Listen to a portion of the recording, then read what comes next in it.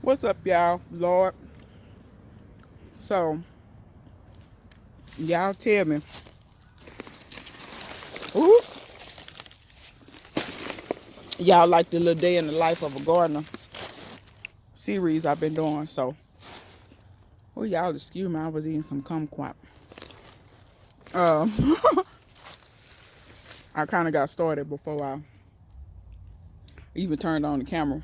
If y'all wonder what that is a clawfoot tub that is turned upside down. If y'all want to see me restore that tub, tune into my DIY channel. Um, I know some of y'all knows it enough. Y'all already found it without me saying anything.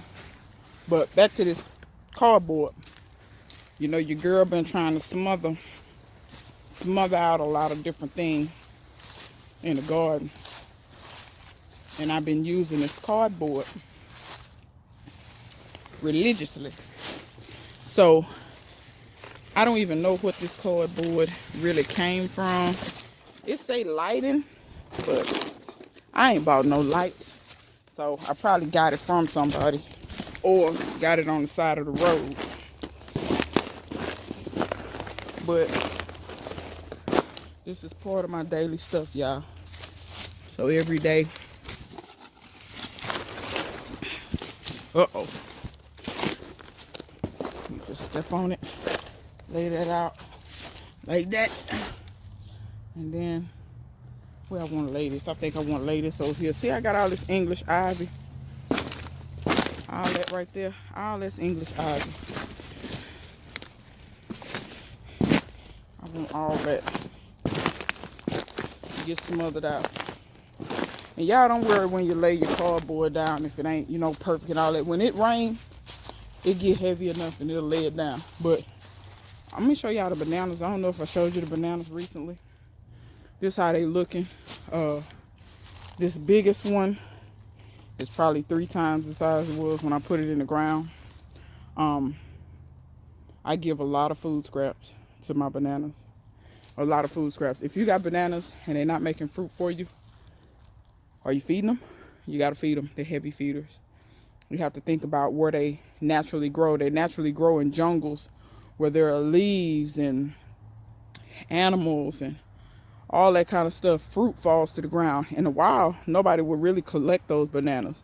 Animals would eat some of them, but a lot of them would hit the ground and fall to the bottom and continue to feed them. It's just like papayas.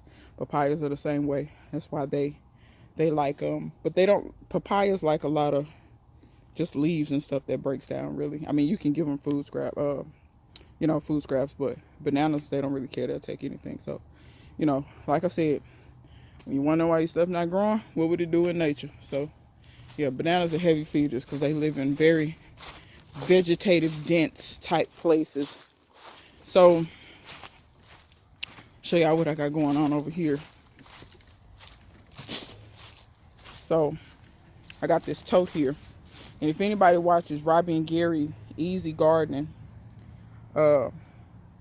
Robbie, I ain't gonna say she created it, but she has mastered the art of growing in larger containers, namely totes. She grows in pretty much any kind of container, but she has mastered containers, and she has mastered making it super efficient on all levels, and it's super sustainable. She uses no fertilizers, anything like that. So I have been inspired.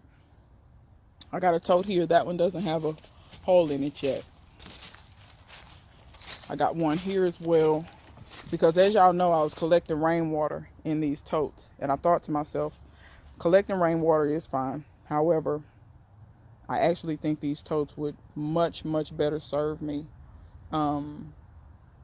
as planters. So y'all stay tuned for the video. I'm going to show y'all a step-by-step video how I set those up. If you look down in there, you'll see I have just toilet paper rolls down in there. That's all that is. The cardboard toilet paper rolls. But like I said, I'm going to show y'all the video how to set that up. How to get that going. Let me see I know what I want to do. Or what I need to do. Ain't no want. There ain't a whole lot of want to in gardening. So I'm going to come around here. And like I said, see, I got another tote. That's not going to be rainwater for long. Another tote, same thing. That's not going to be rainwater for long. So I had a frog living in here. I don't see it right now. Might have moved on, but this is where I make my comfrey tea. And that's why you see a lot of leaves in there. It's really dark, really stinky.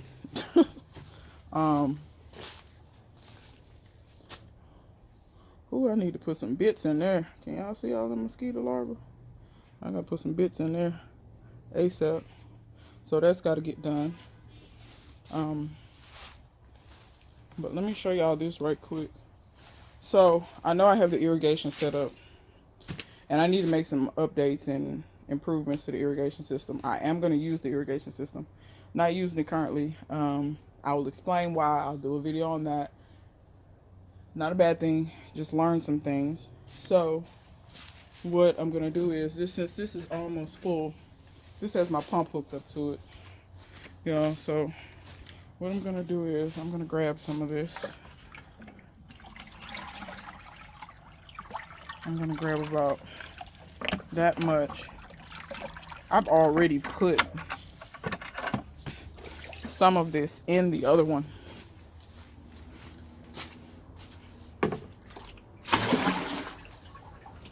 Alright. So, basically what I'm doing is turning my rainwater, and you can really just put your comfrey leaves in your rainwater. Turning my rainwater into, come on. Hard to press this down one-handed.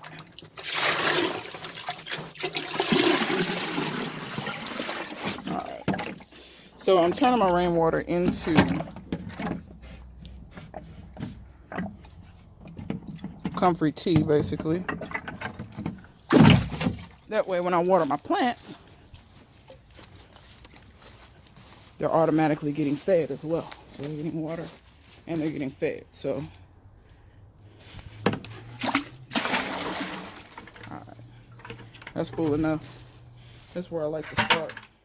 But for those of y'all wondering, that's how much water's in that one, that one, that one. Y'all saw that one. It's a little in the one at the end. A little in the air conditioning water. Plugging in my pump. Yep, I got a plug on the outside. Turn on the spigot. I have to turn that off because if I don't,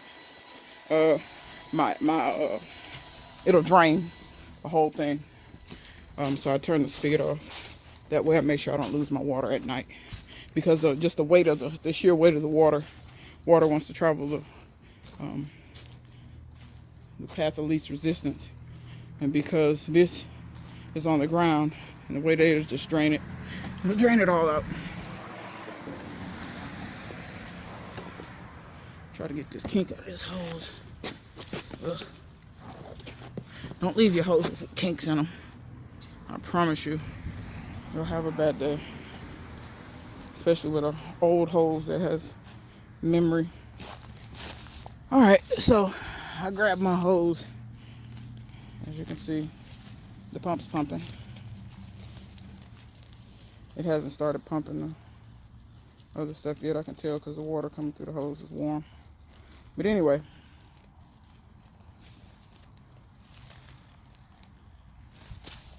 I think I'm fighting this kink over here. Ow, freaking sticks, man.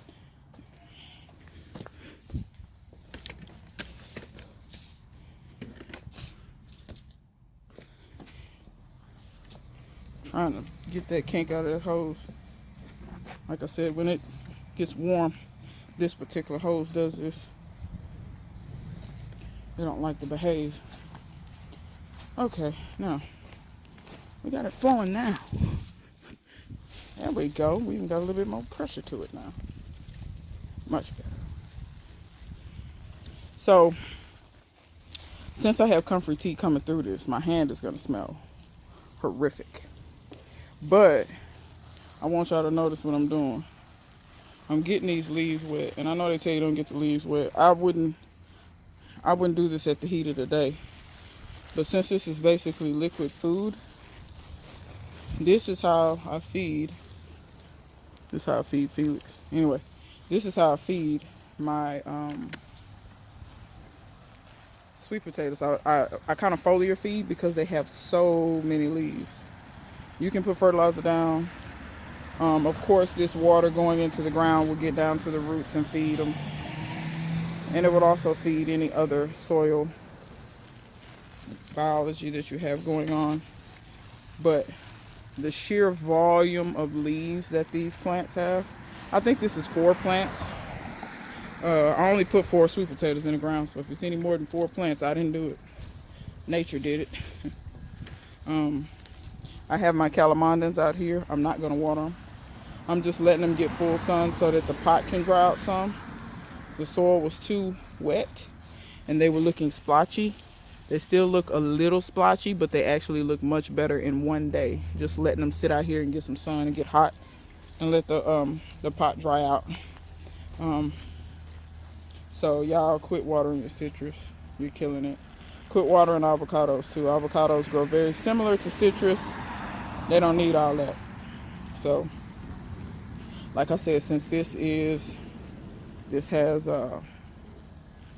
comfrey tea in it, I don't mind getting it on the leaves. It's still cool. It's not going to burn the plants. It's not going to make the plants wilt down. Like I said, you can do this early in the morning, or if you know it's not going to get hot for the day. If it's going to get hot or it's already hot, don't get water all over your leaves. You will boil them. But like I said, this is going to count as a foliar feed as well as going to the roots. So that's why I'm doing it this way. And like I said, this is Day in the Life of the Gardener. So I just want to show y'all kind of what I do. I don't do this every day. Sometimes I have comfrey tea in the rain barrels. Sometimes I do not. It just kind of depends. It will not hurt you to put comfrey tea in your rain barrels. It will not hurt you to feed with comfrey tea on a daily basis. It will not hurt your plants, not one bit. It's not like other fertilizers, it doesn't burn. Depending on how strong or weak you make it, I mean, it really doesn't matter. Like I said, you can feed with this every day. Doesn't hurt anything. If you're already growing the comfrey, or if you're using weeds out of your yard, or grass, or just whatever green stuff you might be using, you're not going to hurt anything, even if you use it daily. And like I said, it's real simple. Throw the leaves in. You don't have to do anything. When you run your pump and pump this out to your plants, it'll automatically do it all in one step. That's one thing as gardeners I feel like you have to learn how to do. Because some people, I watch them, and it's cool to watch them, but I be thinking to myself, you're doing too much. You're working yourself to death. And that's why I see people, when it gets to winter, they're like, oh, it's time for, I'm ready for a break. I'm ready for, yet I still keep growing and keep going all year long. I don't get tired of it. Because I don't spend my time wasting my time doing stuff that's pointless. I don't know why I'm even feeding these watermelons. Like, I really should kind of rip them out. But I'm curious to see what that's going to do.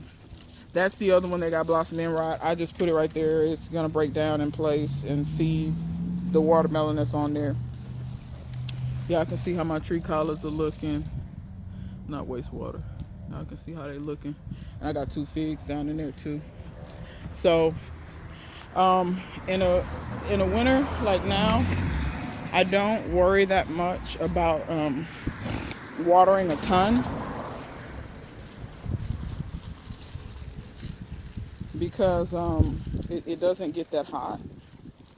I don't really water every day. Usually I don't. I will water every other day. But I'm just kind of showing y'all how I do. And also, I've already done a plant inspection, but once again, kill 2 birds with 1 stone. So I'm also looking over my plants as I water. And y'all remember them sugar snap peas I showed y'all? Look how they looking. Look how good they look, y'all. Wait a minute, I have to actually show you. Look how good they looking, y'all. And you see how tightly they're spaced. And I'm gonna be honest, that in the middle to me is still too far apart.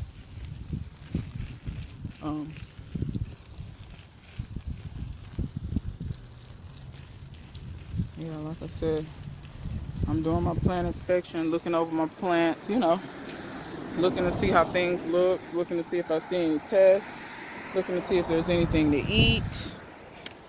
You got to do your grocery checks too. Got to do your grocery checks. So yeah, just watering this. That Swiss chard is growing so slow. I've never grown Swiss chard. I'm sorry, y'all. I'm spinning y'all around. Sorry. Never grown Swiss chard from seeds before. Try to get this camera together, y'all. Never grown Swiss chard from seeds. First time. They grow slow. That's all get out. That's another reason why I'm kind of feeding, so that some of this stuff might speed up a little.